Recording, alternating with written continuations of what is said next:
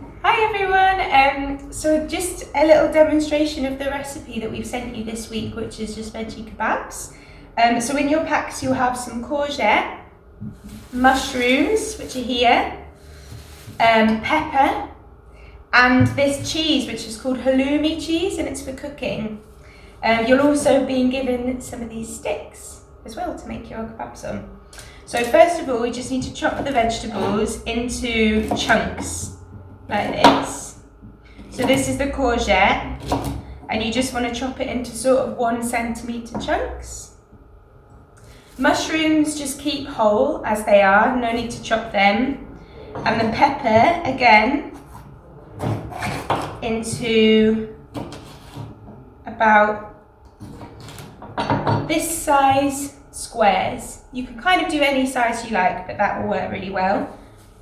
The halloumi, again, just about the same size as everything else that you've got. It can be a bit crumbly, but don't worry, you could just have lots of different bits. So the next bit is constructing your kebab. So you can do it however you like. I'm going to go halloumi, pepper, courgette, oh, and tomatoes.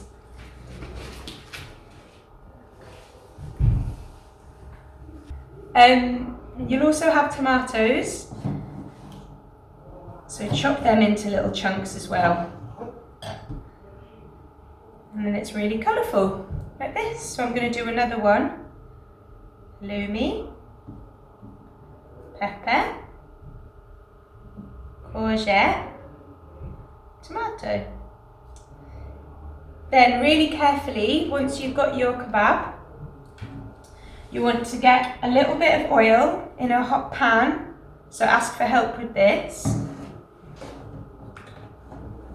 And then when the oil's really easily moving around the pan, and it's quite hot, you want to put your kebab just on it. And you'll hear it sort of sizzle. And you just want to wait until everything is brown. So until the halloumi goes a little bit brown, until the courgettes and the tomatoes go a little bit brown, and the pepper as well, or until it's soft.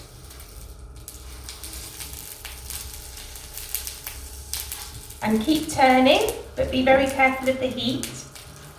So get someone to help you with this.